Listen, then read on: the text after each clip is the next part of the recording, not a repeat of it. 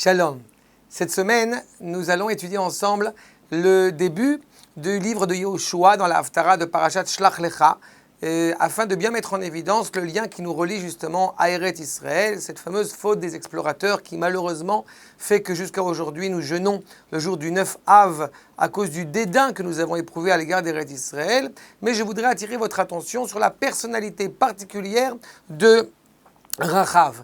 Ainsi, les deux explorateurs, Pinchas et Kalev, qui vont aller, Kalev ben Yefouné de la tribu de Yehuda et Pinchas, le Kohen, Mashouach Milchama, qui vont rentrer en Eretz Israël pour aller explorer justement cette terre habitée par les Cananéens, vont aller dans la maison de Rachav, qui est appelé Rachav Azona, puisque malheureusement son tafkid, son rôle, était un rôle assez délicat, puisque selon certains commentateurs, elle était aubergiste dans la mesure où elle distribue de la nourriture, Mechaleket Mazon. Selon d'autres, ce qui n'est pas du tout contradictoire, eh bien, elle était malheureusement serveuse dans une maison close. Donc, c'est-à-dire qu'au bout du compte, eh bien, quelque chose qui est aux mœurs profondément problématique. Eh bien, pourquoi est-ce qu'effectivement elle a choisi d'aider le Ham Israël? Pourquoi est-ce qu'elle a choisi de soutenir, d'aller contre son peuple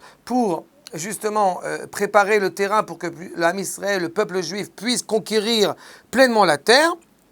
Eh bien, on aurait pu penser qu'effectivement, cela est dû au fait qu'elle ne pense qu'à protéger les siens, protéger sa famille. Mais cela, il apparaît être tout autre, puisque dans notre verset, le verset 9 et 10, où elle met en évidence justement le fait qu'il y a Dati qui Natan Hashem Lachem et Haaretz. Je savais que Akadosh Baruch Hu vous donnerez justement la terre. Elle n'est pas en train d'essayer de se protéger, elle est en train de prendre conscience de la valeur de cette terre qui est intimement reliée au peuple juif, qui shamanu et asher ovish Hashem et me ayam souf mi penechem. Nous savons que Akadosh Baruch Hu vous a sauvé, vous a protégé justement à ceux qui essayaient d'aller contre vous à la traversée de la mer.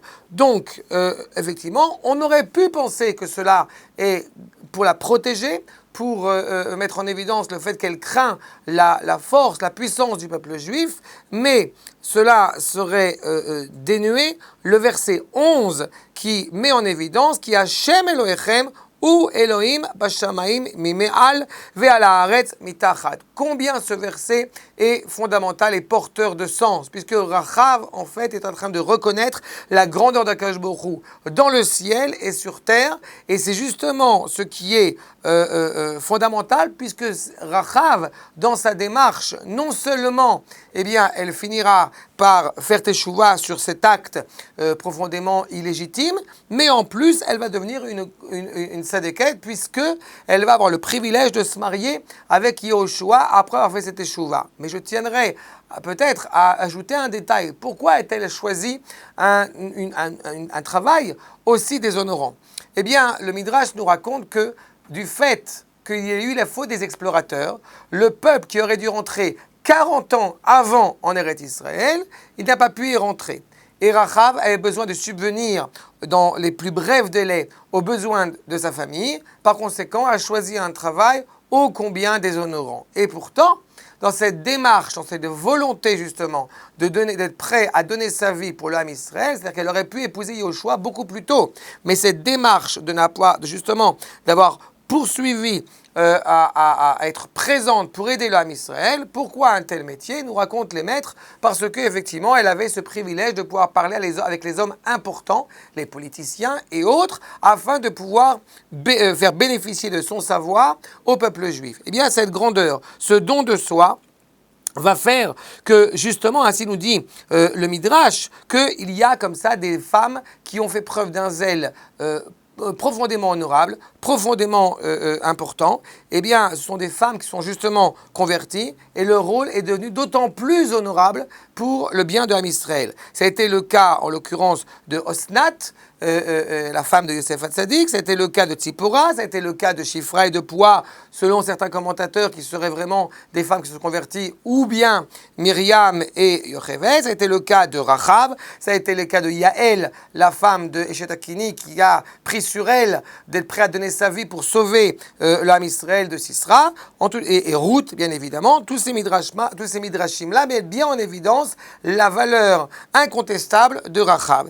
Et non seulement elle aura le privilège d'épouser justement Yehoshua bin Nun grâce à cette volonté, à cette soumission à Dieu, volontaire, sincère, mais en plus de ça, elle aura aussi le privilège qu'elle va mettre au monde, grâce à elle, un certain nombre de prophètes, notamment Yecheskel, notamment Yirmiyahu, dont nous disent des Rachamim et d'autres prophètes, et même des Nevi'i, d'autres prophètes et d'autres Kohanim, qui encore une fois mettra en évidence la valeur de la Teshuvah qui a été la sienne. Donc, encore une fois, c'est l'occasion pour nous de rappeler que la faute des explorateurs et que ce rapport à Eretz Israël n'est pas, encore une fois, déterminé par avance. Ce n'est pas le destin qui va décider de notre lien ou au contraire, que Dieu nous en préserve, de notre délégitimité à l'égard d'Eretz Israël, mais simplement la volonté d'éprouver l'amour profond que nous avons à l'égard d'Eretz Israël. Et grâce à cela, grâce à cette Teshuvah, qui est le premier sens de Teshuvah, c'est d'abord le retour en Eretz Israël, grâce à cette Teshuvah pleinement assumée, nous aurons le privilège que nos erreurs du passé, que nos scories du passé, que parfois notre déboire, notre délaissement à l'égard d'Eretz Israël se corrigera en étant un amour profond en Eretz Israël. Et grâce à cela, nous amènerons très prochainement à la Géoula, Shlema, finale, et nous arrêterons, Bezrat Hashem, de jeûner le 9 Av. En tout cas, nous nous le souhaitons. Shabbat Shalom Lachem.